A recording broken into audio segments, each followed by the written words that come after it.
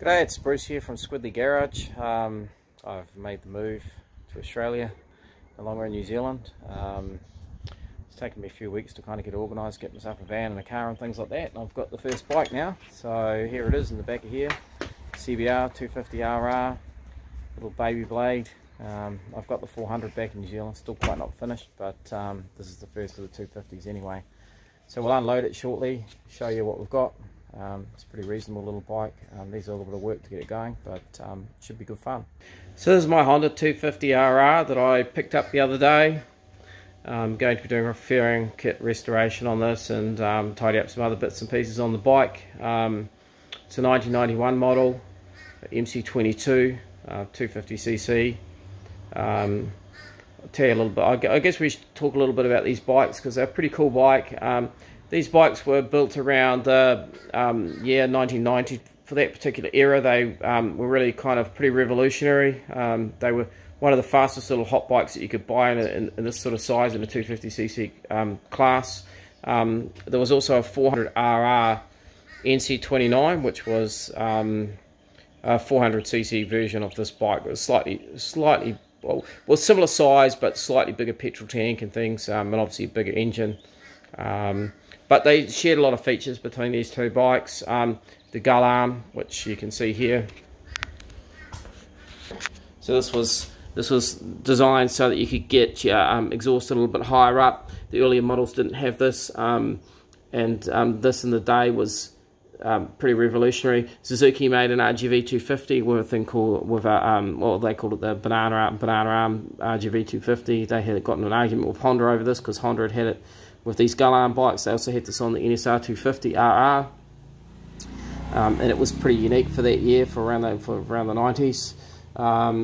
It had some other little cool features were things like this, like these little fold down passenger foot pegs. So you pulled it down and you pulled this out, and you could tuck them and hide them away. Not that this was a comfortable bike for a pillion passenger. As you can see, it had a pretty thin, mean seat sitting pretty high up over the back of the rider. If we move to the front of the bike, you can identify these bikes as the MC22 as opposed to an MC19, because the MC19 only had a single disc on the front. The double R's had two twin front discs on the front. The bike was about, I think, around about 30 horsepower, something like that, 30 kilowatts. So it still falls into the lamb category of bikes. They had this ram air ducts in the front of the bike, which goes through into the side of the frame and direct cool air into kind of where the engine compartment is. It wouldn't be what we consider a modern sort of ram air arrangement, but for the day this was a pretty cool feature. The other thing with the engines on these bikes, if we sort of move around the other side, I've just sort of started taking the side off this to get it ready for a little bit of servicing. These bikes had no timing chain. They were all cam gear driven, so you didn't have to worry about timing chain failure or replacing timing chains or replacing timing belts, because it was all driven with gears. The 400RR, same thing, all driven with gears. They had a Pro Link suspension, so single suspension. I mean, by modern day standards, this is pretty normal, but for this day and age, there were still bikes that had twin spar suspension with suspension sort of coming down the back onto the swing arms. These bikes were kind of a little bit above that. The forks on the front of this bike, they are just a standard telescopic fork. They weren't an inverted type of upside down style fork. So and they didn't have any kind of adjustment, no preload adjustment or rebounce adjustment or anything like that. But for the day, they were pretty good. They still performed pretty well they still perform pretty well, provided you've got them, nicely serviced and well set up with the correct weight oil and things like that in them. But by today's standards, obviously they'd be pretty old, because now you have rebound and spring rate adjustments and all those kinds of things, which you didn't have on these earlier model bikes. As I say, provided they've been well maintained and set up correctly, they still handle pretty well. They'll handle everyday riding, handle bumps up and down the road, provided you're not too heavy a rider. The seating position is not too bad. It's not a touring bike. It's obviously a more racy 250, so it's not going to be comfortable on any great distance riding, but for track days and for just everyday riding to and from work or whatever, this bike's fine. Pretty reliable, very, very reliable engine.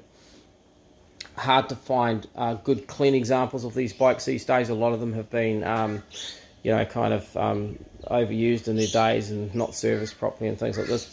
This one's a pretty tidy example. It's had its fairings changed. I'm going to change the fairings back. I'm going to go back to the original tricolour scheme, and it's also had the wheels modified a little bit, and I'm a little bit undecided at the moment as to whether I'm going to perhaps get the wheels powder coated again and go back to the original red that it would have had on it.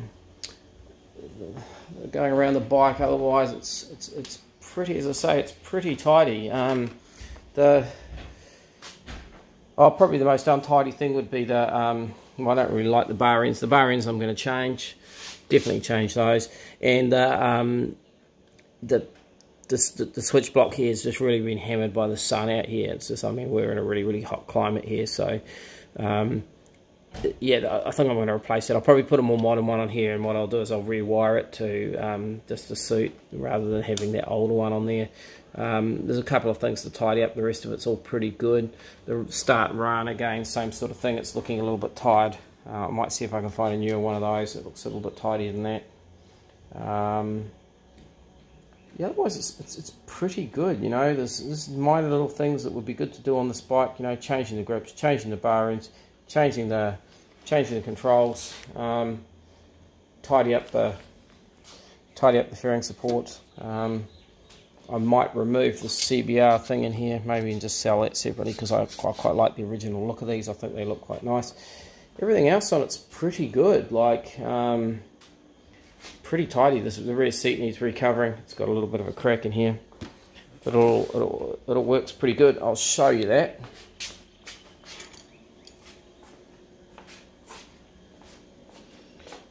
One of the things that's really cool about this is the way this whole arrangement works. Like, you know, it's all spring loaded, pops up, it's got room to lock your